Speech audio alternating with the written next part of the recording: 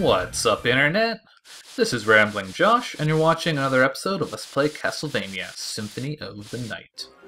Today we continue our way up and through the Alchemy lab, and we actually have our first boss. Our first, real boss. You don't actually need to break this candle. It contains an axe, and we don't want an axe. We actually want to keep our dagger. So anyways, here we have the boss room. You can tell it's a boss room because the door closed. And this is actually a really big room. For now, I want to make sure I explore the bottom left corner here. That's going to save us a little bit of time later. Not much, though. It's not really a big deal. Anyways, the interesting thing about this boss is, unlike others, it doesn't have like an intro sequence or anything, so we can kind of sneak up on them. Now, what we're going to be doing to kill this boss is we're going to be casting a spell. We actually have MP in this game, as you can see, MP, and it's represented by the little blue bar at the top there. And the spell we're going to be casting is called Tetra Spirit. You can see there's a little spell thing here, and that will show you all the spells that you know. But even if you haven't actually discovered the spells yet, you can always cast them as long as you have the MP to do so. And the way casting spells in this game works is it's kind of the same as inputting a special in a lot of fighting games. So let's see what that looks like. To start things off, we want to throw a couple knives, then wait until they're above us, and cast Tetra Spirit. That should kill Slogra. Oh. Okay, well that didn't go quite as well as I would hoped. Ideally, you just kind of punch him to death when he falls to the ground there, but the important part was the Tetra Spirit, because that makes things a lot easier. So, if you look at our spell thing, you can see, oh, that's how you do Tetra Spirit. You hold up, you do a half circle right, or forward, or whatever, and then you press one of your hand buttons. So that's how you do Tetra Spirit. Die, skeletons! Okay. Ow. Actually, that's fine. There's a lot of life ups that you can get in this game, and generally those are actually going to be my primary source of healing. So that's kind of interesting. Anyways, we have a little side room here that I'm just going to hit up now, just for the sake of time. You got to come here eventually anyways. So, spells. There's a whole bunch of them. And like I said, they all use different button combinations. So the one that we cast there was Tetra Spirit. And here we find some sunglasses, which is just a piece of headgear that increases your defense and decreases your intellect, which is fine because I don't care about intellect. So anyways, Tetra Spirit summons 4 of those little spirit ball things. You can summon one of them at a time by doing Summon Spirit, which is just like right, left, up, down, hand button, or left, right, up, down, hand button. Anyways, we punch that, close a hole in that, we can grab the Basilard. This brings us back to the screen. So I'm going to equip the Basilard. It's slightly stronger than using your fists, and as far as I'm aware, it's exactly the same speed. Like, it seems like it's even the exact same animation as punching, except they also have a knife there. So that's handy. Other spells. There's another spell called Dark Metamorphosis, which is just like a left and then like a half circle to the other direction, or right and going left or whatever. And what that does is it actually lets you heal by absorbing blood. So it's not as useful as it sounds, but it's kind of cool. So for as long as Alucard is glowing red there... Ah, it ran out before I actually found someone to kill.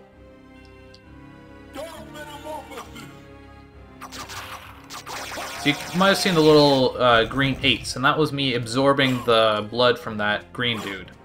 But the thing about Dark Metamorphosis is that not every enemy actually bleeds. In fact, most of them don't. So like these guys bleed, but you might have noticed that the skeleton didn't bleed. So not every enemy can actually heal you, which it really limits the usefulness of Dark Metamorphosis. Actually, that is not how I want to do this room. Oh well. So, let me just get through here real quick. This room's kind of annoying because it's like a big circle. I want to go up first, and then loop around and get the bottom, but whatever. Not a big deal. So, other spells. Well, there's one called Hellfire, which I'll save for later. Some holy water there, don't really need that. There's Soul Steel, which I don't believe I have the MP for. Not yet, anyways. And I believe that's pretty much it for the spells that I can cast right now. So anyways, we're just making our way through the Black Marble Gallery. There's a whole big area you could go through down there, but I'm not going to do that quite yet. And you probably shouldn't. This is a Flea Man. Flea Men, if you played Castlevania, they're one of the most infamous enemies in all of the games because they're super random. And they can do crazy stuff. I got pretty lucky with their movement pattern there. Wait a moment. You seem human, and yet, what do you hear? What do I hear? I've come to destroy this castle. Then we have the same purpose. I'll trust you for now. Thanks. I'm Maria. Who are you? Why should I trust you? Alucard. Not the talkative type, I can see. Well, perhaps we'll meet again. If you live that long. Gee, thanks. Farewell. This room is really interesting. You can see that the statue there just closed. But we'll talk more about the clock room later. For now, just keep on moving through here. Wow, I got pretty lucky with all those flea men. It helps having the Basilar just because it adds a little bit of range to your attack, and it's still fast, unlike the... well, the short sword's pretty fast, but... So we got these little possessed tables here that I believe they're just called poltergeists. One of the things that obviously your shield can do that I might not have mentioned before is block projectiles. So if this skeleton dude is throwing the bones when you try and come up here, you can either stab the bones, or you can just put your shield up. Either or. And I believe it's right here. An important thing to note, in this little candle is the clock sub-weapon, and we want to make a point of grabbing that. So just continue our way through here. We want to come to the bottom right. And now we are in what I sometimes call the Angel Corridor. So here we've got these little dudes. These are called Dicephalus. And these things are a lot less intimidating than they look. You can just kind of stab them in the face and they die. Or you can actually also jump on their back. So you can just kind of jump over them like that if you so choose. The reason I put my shield up is because these little things will like throw fireballs at me. So there's that. Then up here, there are stone roses. These guys are a little bit more intimidating because if those things they're spitting out hit you, you actually turn to stone, and you have to mash the control pad to get out of it. So that's kind of annoying. You can kill them, although make note that when you hit them, they kind of spaz out. Oh geez, and now he's spewing poison. That's okay. Oh geez. Okay, I'm just gonna do this quickly then. So that was Hellfire. And it's an interesting ability because you can really change around what it does a lot. In order to do it, you just press up, down, quarter circle forward, and then one of the hand buttons. But if you just do that, you just kind of stand on the spot there, and then throw out some fireballs, which is interesting because that's... Hellfire is basically the ability that Dracula's always using in every Castlevania game ever. So it's interesting that they give that ability to Alucard. But anyways, you can, while you're doing Hellfire, you can hold left or right to also teleport. And also, if you want to speed it up a little bit, you can actually just, after the beam, the second beam appears, if you just hold down, you'll actually cancel out the fireballs, so you can use it as kind of like a warp. So that's cool. If you just want to get past these guys, just teleporting, then you can do that. And another little trick is you can abuse Summon Spirit. Whenever you cast pretty much any spell, there's a few frames where you're invincible, And you can use that to just kind of dash past these guys. So let's see if I can do that. Oh, apparently not.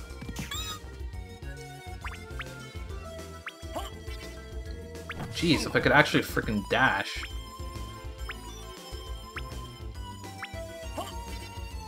Okay, well. Apparently I'm failing at that today because I'm bad or something. But you can kind of see how it's done there. I got past him, sort of, and then I hit the other side of his hitbox. But anyways, here we have the outer wall.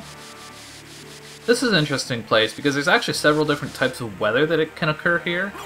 And what kind of weather happens is determined by what the time on your game clock is when you come in here. So that's kind of cool. Sometimes it's raining, sometimes it's misty, etc. So I'm just gonna jump over these guys because I am trying to level up not too much. Take a peek at the save point there. And let's see, we have 62 kills, and that might be important, if I recall correctly. So, door sealed, we have another boss here. And this is a kind of interesting boss, but not really. Okay, now start mashing your sub-weapon. It looks like Alucard. This is the doppelganger, and he's one of the only bosses that can be affected completely by the clock sub-weapon. So he basically just sat there until we killed him. And you'll notice that we did not get an extra kill for that. Because it's a doppelganger of Alucard, so I guess they don't consider that killing something if it's like yourself. So that's kind of interesting. Back out here to the outer wall. I'm just going to jump over that. It's a Gladius. It's slightly better than the short sword, but I don't really care. So I'm going to make my way up here. There's a room in there that we're going to visit eventually. Get that guy out of the way. Like I said, just avoiding most of these guys, unless they're in my way. These guys you probably want to kill. They shoot, obviously, and if you get hit by that, it actually hurts a lot. So it's worth being careful with them.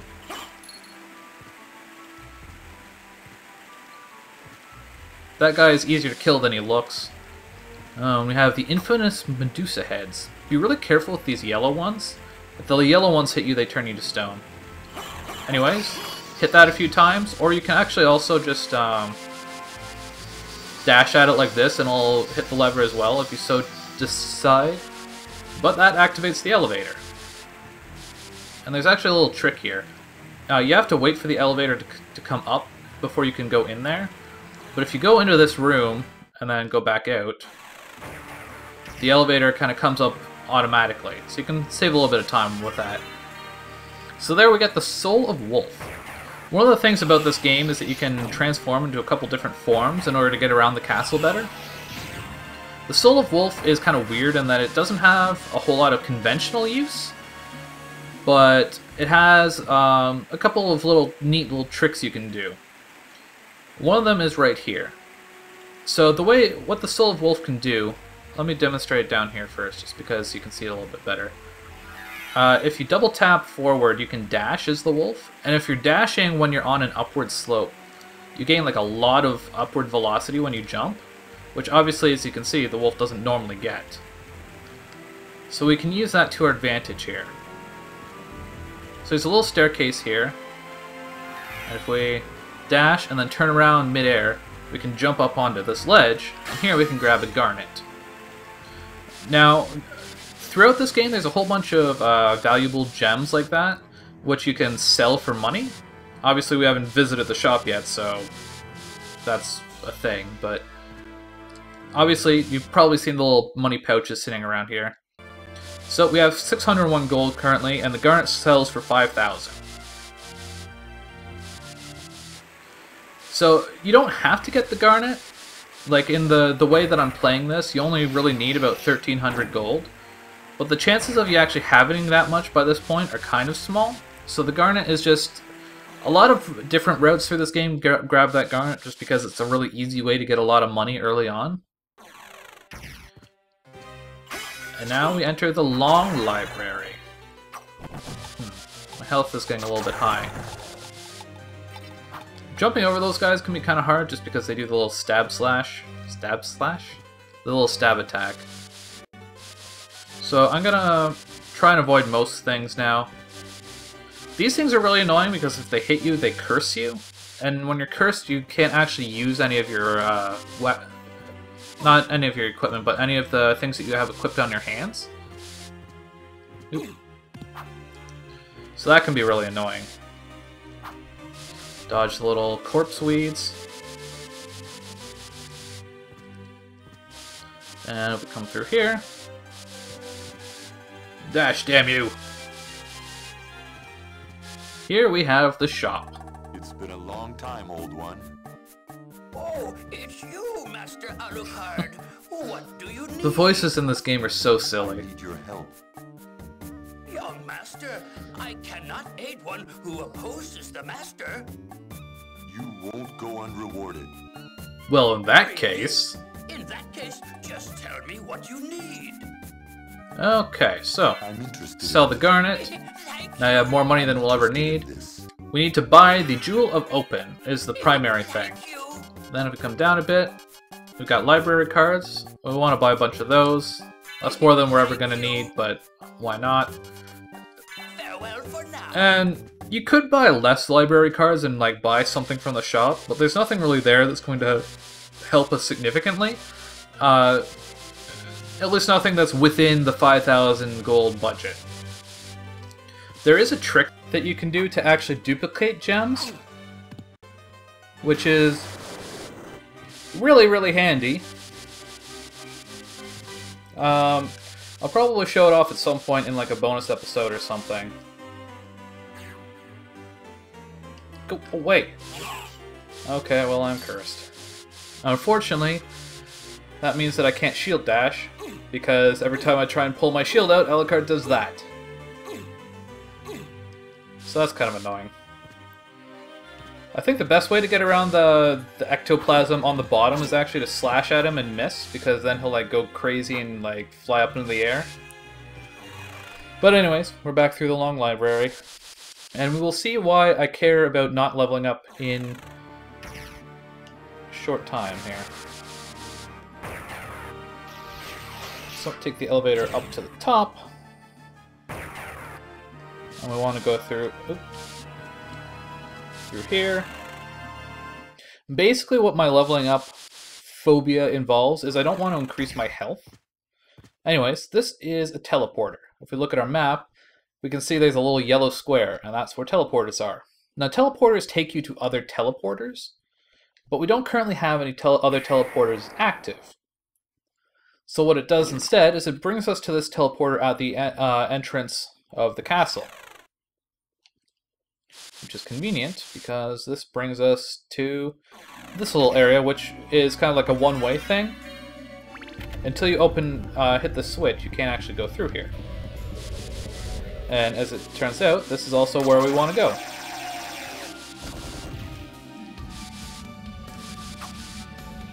So this is a good place to demonstrate the Soul Steal spell. We should have... It costs 50 MP, so we have enough now.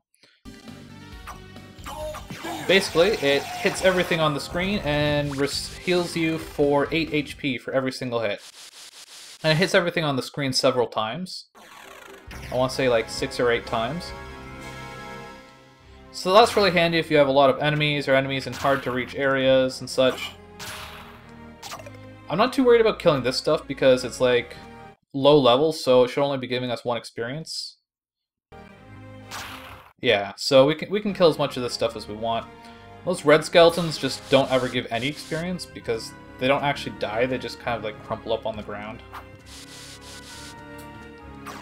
I actually want to hold on to the clock stopper, I think. And now I gotta wait for the dagger to disappear so I can jump up there. The clock has a lot of interesting uses, and the way that I'm playing this, I don't actually need other sub-weapons for most of it. So, I'm trying to hold on to the clock as much as I can, basically.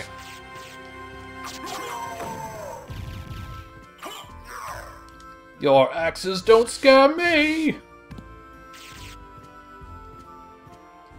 Okay, well that wasn't the best movement through that bottom area, but you can see how you can kind of dodge around that one poison dropper dude. Anyways, jumping over here to the right is what leads us back to the Slogra and Gaibon boss area. But if we come in here, we have a blue door. And because we bought the Gem of Open, we can actually open that door. So, we meet again, Alucard. Indeed. It seems so. As friendly as ever, I see. It's strange. This castle is different than I remember it.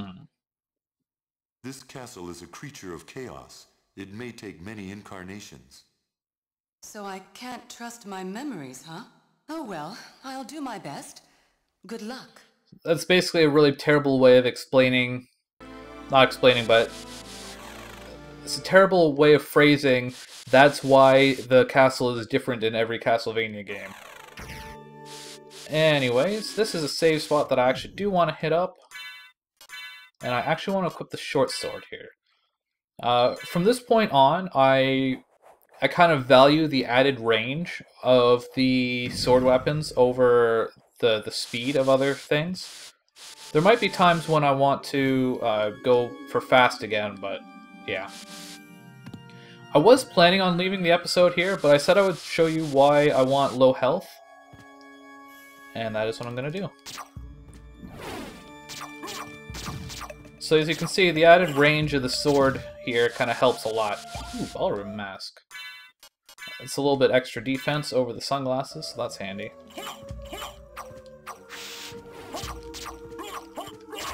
Ooh, and a cutlass. That's a... Like, we're going to be getting another cutlass soon, eventually, anyways, but... Yeah. So, we're just kind of fighting our way up the stairs here. Cutlass helps a lot.